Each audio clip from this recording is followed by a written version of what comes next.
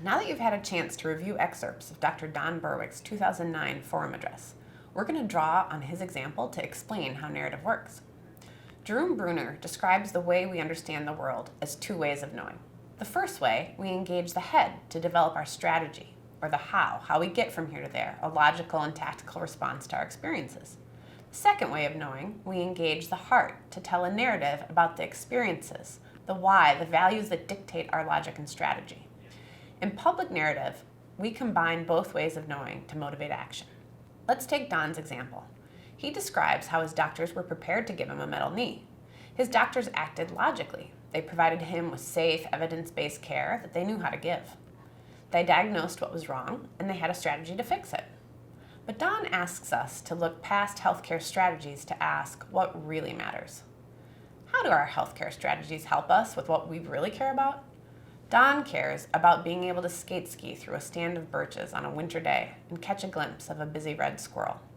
He cares about teaching his grandson Nathaniel to skate ski and share peaceful moments like this together. The point is that our strategies are useless in the absence of our motivations. The same goes for narrative, where we activate both ways of knowing. We use our heads and our hearts to motivate others to join us in intentional, value-based action. So when do we talk about what really matters? This is one of Don's challenges to us. We sometimes think that emotion gets in the way of action, or that values are best kept to ourselves. But in fact, it's by illustrating our shared values that we elicit the emotion that motivates others to take action. It's no surprise that emotion, motivate, and motive, they all have the same Latin root, to move. When we hear stories that make us feel a certain way, those stories remind us of our core values. We experience our values as emotions. Think of a time that a book or a movie moved you. We call this the spine tingle test, something that's articulated that we feel, articulated in our own internal landscape that elicits a feeling inside of us. Martha Nussbaum, a moral philosopher, researched this.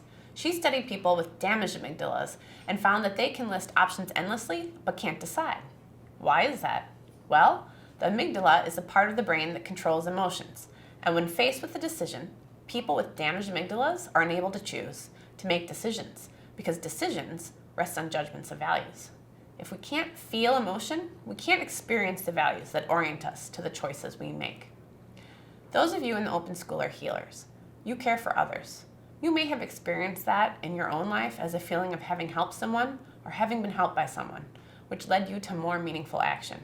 Those values led to your choicefulness to pursue your vocation, to be here in ICANN today. Okay, so what kind of emotions motivate others to take action? Certain types of stories elicit feelings of urgency, anger at injustice, hope, solidarity, and the sense that we can make a difference. We call these action motivators. These stories help us overcome inhibitors of action, like inertia, apathy, fear, isolation, and self-doubt. Let's look at Don's story. What was it that made it motivating? Don focused on an urgent and uncertain moment the day before his surgery was scheduled. Despite his pain, he pursued another alternative and refused surgery. He was hopeful that there was another way forward that would enable him to do what he loved with the people he loved.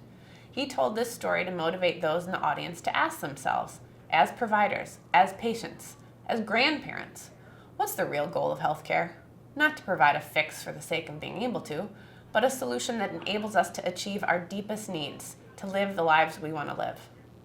When we think through the Rolodex of stories that each of us has to tell, and we have a lifetime of stories, we want to mine ourselves for the kinds of stories that motivate others to action. As Marshall Gans says, we all have stories of pain, or else we wouldn't think the world needs changing. And we all have stories of hope, or we wouldn't think the world could change.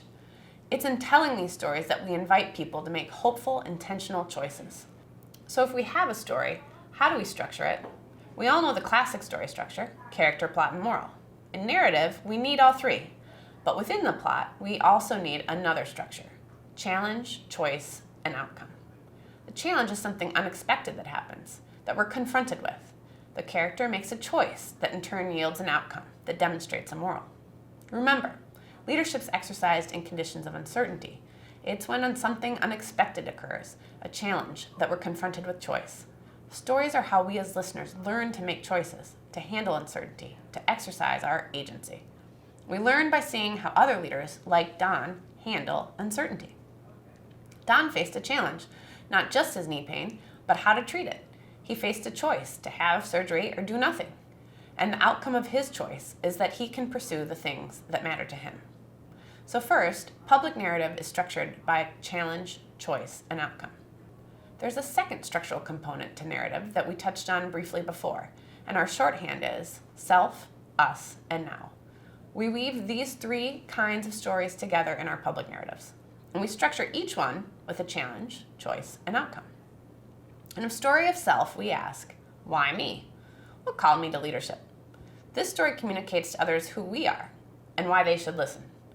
We as leaders have to give a public account of ourselves, what we value and why.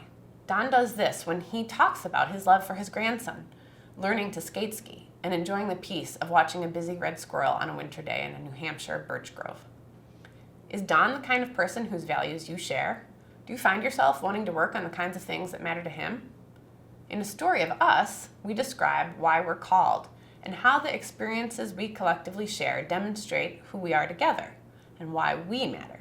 Don refers to shared experiences like Thanksgiving dinners with our family, quiet time with our partners, enjoying the view from a summit. He raises up shared identities like being grandparents and Americans. And he singles out provider groups in the audience like Palmetto Health and Henry Ford. He's showing how we collectively face challenges and make choices toward hopeful outcomes. The story of now is our call to action. We articulate the nightmare we face, the dream we can imagine, and the choice we have to make it real. To Don, the nightmare is the rising cost of healthcare. It's going to bankrupt America, taking resources away from our schools, roads, and social safety net. Don contrasts the nightmare with a vision of the dream. The dream is for all of us to be clear about what really matters and to exercise purposeful action from wherever our perch is, so that healthcare is a means to an end, not an end in itself. He ends by offering us a choice to join him. In his full address, he lays out our alternatives. We could spend more or help patients less, but neither will result in what we want. Instead, he offers us another choice. We can join together, all together, right now, to find ways to redesign the system in which we find ourselves. We all have agency. What will each one of us do to transform the system we have into the system we want, the one that gives us what really matters? There's a craft to narrative. The more visually alive a story is, the more a listener is able to experience it as the protagonist. We describe how things look, smell, sound, feel, taste, so the listener can be moved to the choicefulness based on their feelings. For instance, Don paints a picture of what good healthcare looks like. The best hospital bed is empty, not full. The best CT scan is the one we don't need to take. The best doctor's visit is the one we don't need to have. These images allow us to visualize the choices we face, which is a much more powerful technique than simply telling us to cut costs. He shows us what this would look like. A final part of the craft is being authentic. Narrative isn't read from a script. Don might be referring to notes, but he chokes up when he talks about wanting to teach his grandson to skate ski. How do we know that he's being authentic? Because we do. We know when someone is speaking from within or when someone is being disingenuous. We bring ourselves to this work.